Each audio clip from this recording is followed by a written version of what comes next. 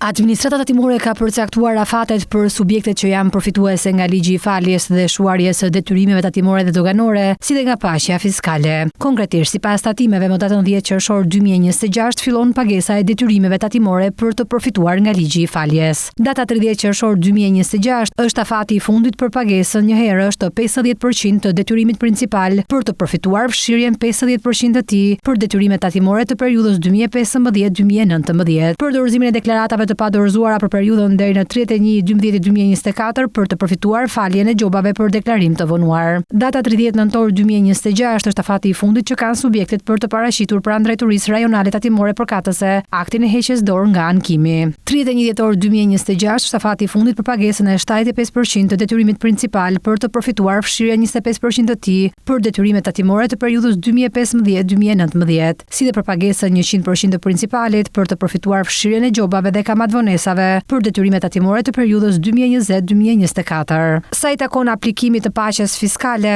administrata tatimore bën me dije se 15 maj 2026 është data kur ka nisur aplikimi në sistemin tatimor e-filing për lidhjen e marrëveshjes së paqes fiskale për vitin tatimor 2026. Më 5 qershor 2026 përfundon afati për aplikimin në sistemin tatimor e-filing për lidhjen e marrëveshjes së paqes fiskale për vitin tatimor 2026, ndërsa më 15 qershor 2026 është afati i fundit brenda të cilit subjektet që kanë aplikuar ditën e fundit mund të ngarkojnë në sistemin tatimor e-filing marrëveshjen e nënshkruar. Data 30 qershor 2026 është afati i fundit për tatim paguesit të cilët në formularin e aplikimit për lidhjen e marrëveshjes së paqes fiskale kanë deklaruar që do të kryejnë rideklarimin e pasqyrave financiare, kur duhet të kryejnë pagesën e tatimit për çdo vit tatimor për të cilin është ndryshuar deklarata tatimore. Të dorëzojnë pranë drejtorisë rajonale tatimore të jurisdiksionit formularin e aplikimit për rideklarimin e elementeve të veçantë të aktiveve, detyrimeve apo kapitaleve të veta të pasqyrave financiare vjetore, të dorëzojnë në e-filing pasqyrat financiare të rideklaruara, të paraqesin sqarimet përkatëse për çdo ndryshim të kryer në pasqyrat financiare. Administrata tatimore